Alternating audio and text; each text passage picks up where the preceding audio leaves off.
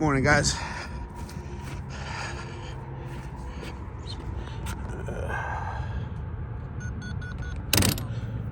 Oh, was that cold?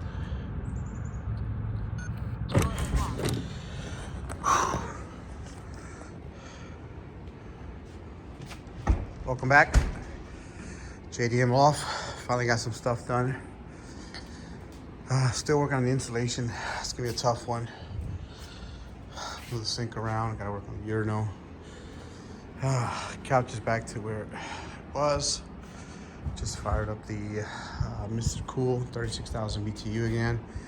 Had it on this morning around 8 o'clock. It's around noon now, 12, so 3 hours. I'd say it's a cold day here in New Jersey. It's about 40 degrees. Currently it's about 49 in here, but it was off for the last 20 minutes. I had to lift it up. A buddy of mine sells these, so not MRCOOL, but similar units. And told me it should be a little bit higher up off the ground just because of snow. So decided to give that a once over this morning, finish it up. As you can see, it's pretty quiet for the most part, but 36,000, 4th generation, MRCOOL DIY. I'm gonna try to use this shop as much as possible in the winter here, so not so much for the AC in the summer because I got these 2 huge fans. So yeah, they're pretty loud and move a lot of air, so they pretty efficient, I would say, moving air around here and kind of keeping the pole barn nice and cool in the summer. Plan is to actually close up the garage roof. So as much as I love this stuff and like how exposed it is, I'm gonna have no choice but to sorry, I'm a little stuffy today, to close this up. So I did some research around what it's gonna cost me to kind of close this up, doing it all myself, obviously. I'm thinking the best approach, and I've done a lot of research on this, ton of research, just so much research on wide bats, companies that sell wide bats, 4 feet. It's basically 46 inches. You'd say around 48 inches, 4 feet, from run rafter to run rafter. There's 10 here, so, and this is 24 feet. So, probably the most cost efficient is also going to be the cheapest, which is kind of odd, right? That usually doesn't happen. So you're saying, okay, Kel, what are you going to do? So I'm going to keep it simple. KISS, right? Keep it simple, stupid. 2x4, 8 feet, probably land somewhere around here. Another 2x4 by 8 feet, probably land somewhere around here, and one more. So 3 2x4 by 8, right? 8, 16, 24, right in the middle. That should give me 23 inches on this side, 23 inches on this side. Then I could just order some 6.5 inch R19 Owens or whatever other company they have, 35 feet. This is 24 feet, so I'll have extra. I could cut it, use it somewhere else. 23 inches wide. So I would need 2 bat installations. Let me see if my camera in my hand is the same. From here, another one here. Then I might, since I already have a vapor barrier up top, highly recommended for pole barns. Don't know your location, but there's days in April and somewhere around September where the humidity, you could see the condensation. You know, as soon as you open the garage doors, you see that a little bit on the car, the wheels really. But if I didn't have that, you would see this place basically dripping like a rainforest kind of. And obviously the dots in those things are rust buckets, so try to keep it as much out of those elements as possible. So yeah, that was the one thing I luckily opted for, and probably the best cost that I could actually recommend. Also gonna install some new lights. So I love these things, these Barina lights that everybody swears on. They're total crap. For my garage, I'm sorry, for the height that we have here, right, 12 feet.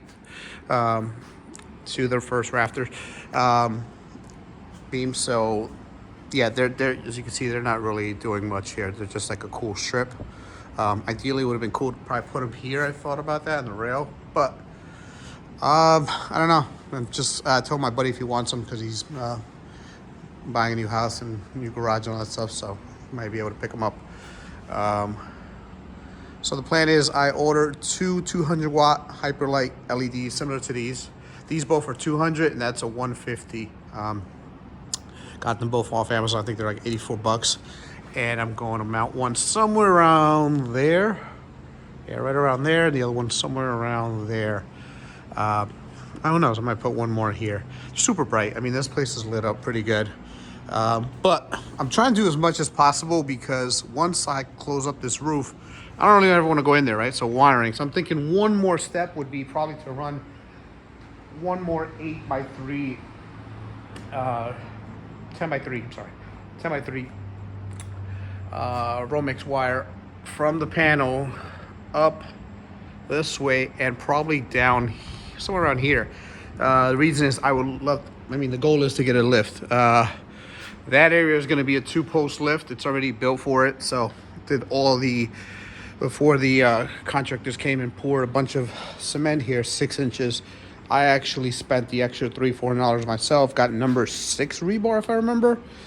Went to Benpack's website, spec'd out to kind of what that is going to be like. So I think it's off the top of my head 12 feet by 4 feet, you know, spacing every 24 inches or so. So yeah, this area here is already set up for a 2-post lift. So the goal is one day 2-post lift, but I really need a 4-post lift somewhere over here. Just do some simple work, but mostly to kind of keep the cars, I guess, in one area if I could. The goal is to have a 4-post 4-car lift here. You know, where you have 2 cars, you actually drive up and 2 cars underneath. Pretty expensive, like 11-12 grand. So we'll see. Versus a single 4-post lift, which will allow 2 cars. If I go that route, it's going to take up more space. So yeah, it'll give me the two cars and 1 car here, so I could have this area as 3 cars. But later on, I feel like I'm going to pay for it because the spacing on the 4-post single 2-car, might get confused, but wish I had pictures right now. But it would take up more space versus the do it once and get the 4-post, you know, total 4 cars lift in here. So I don't know, I'm gonna need the space. Like I probably mentioned in my last video, I have 2 cars coming in. I'm actually gonna start talking to my exporter now, which is All Street in Australia. They're the ones that actually imported this car. So I have 2 R34s coming in, 2 coupe GTTs, 1 white, 1 black. The white one's gonna be more of the weekend car, maybe getting a single turbo, something like this. I'm not sure yet, but it's going to be more of a weekend kind of car. The black one, I am undecided if it's going to be more of a track build or maybe put it back to stock and see where the market is, maybe sell it one day. I don't think I need 2 34s, but I also got those cars a long time ago. So let me know if you guys are interested in hearing more about those. I even got them pre-vid, so before the pandemic. So just think about what the prices were back then compared to even now. So yeah, long story short, those 2 cars are Fed legal in June, so they usually ship out 2 months before they're federally legal. I think the last time was like a week ago, it was 4 months to the date, so we're technically 4 months away from them being legal. Probably can ship in about a month and a half, 2 months, give or take. I don't know. I gotta get on the ball on that and kind of talk to my my guys over there in Australia on what we got to do. New Jersey's kind of a pain. This one, they get it. You know, you can import them. It's just stupid stuff like came up last minute, like registration of the owner in the country. I was like, okay, I don't know how I'm gonna get that, but we figured it out. It just, you know, always come up with something new. So I might even start the process, the paperwork process on the title on those cars now, and see, because I know it took about 2 months to get them too. So that would kind of suck, because if they're legally imported in June, that means July, August, I would probably have September and October here. Kind of sucks, right? I want to have them for the summer, but yeah, that's kind of an update, guys. I know I rambled a little bit. You know, I'm not a YouTube guy, I'm an IT guy, so this is not my my expertise. I actually don't know how to shoot videos and edit them. That's probably the biggest challenge for me. But let me know what you guys think. This is the JDM LOFT. I picked this cool thing up. It's kind of cool. Let me turn this on. Yeah, look at that. Hey Google, turn off the garage lights. Okay, turning off 3 switches. Kind of cool, right? Yeah, so. Sorry if that's at your Google. Hey Google, turn on the garage lights. So yeah, guys, I'm a little stuffy. I'm gonna... 3 switches off. Hey Google, turn on the garage lights. So yeah, a lot of work to do in here. More for installation, guys. Really got a lot of stuff that needs to get done. I gotta do a last minute kind of how many 2x4s I'm gonna need. I'm probably gonna have everything delivered. Truck is cool and all, but I'm just, you know, for 80 bucks, I'll just have them deliver everything. Kind of get this done so I could use this space more. The mini split is good so far. I noticed that yesterday we had a really bad cold storm come in. It was negative 16. And the thing was struggling at 32 degrees in here. Yeah, so yeah, I get it. You know, it's, you see the soffits are all open over here. So air comes in, comes out through the, don't know what the name of that thing is up top, but something, it needs to be there. So air has to circulate through there and come up. And cold air comes in, right? So all I'm doing is just hot air, just, yeah, leave. So I got to separate the two, unfortunately. You know, I love the look of this. I even thought about one day painting this kind of black and keeping it. But it is what it is. You know, I want to make it more efficient and use the garage and not just throw money out the roof. So that is the plan. Hopefully next video I'll keep you guys updated on installation. I got to get to work on this thing. I am waiting for rotors. I ordered the rotors from Silvermine. They are on back order. Once I get the rotors in, I'm probably just going to put this all together, finish this up, and finish up the last little couple things with this car, because I do want to get this car tuned by Totomo Racing in New York. They are going to tune this car, so Tommy and Margarita are going to help me out with this. So that is the last thing for this car. Oh no, the PRP trigger kit. Yeah, sorry. So yeah, it's the last thing this car really needs. And that will do it for today's vid. Thanks guys for stopping by. Appreciate you guys.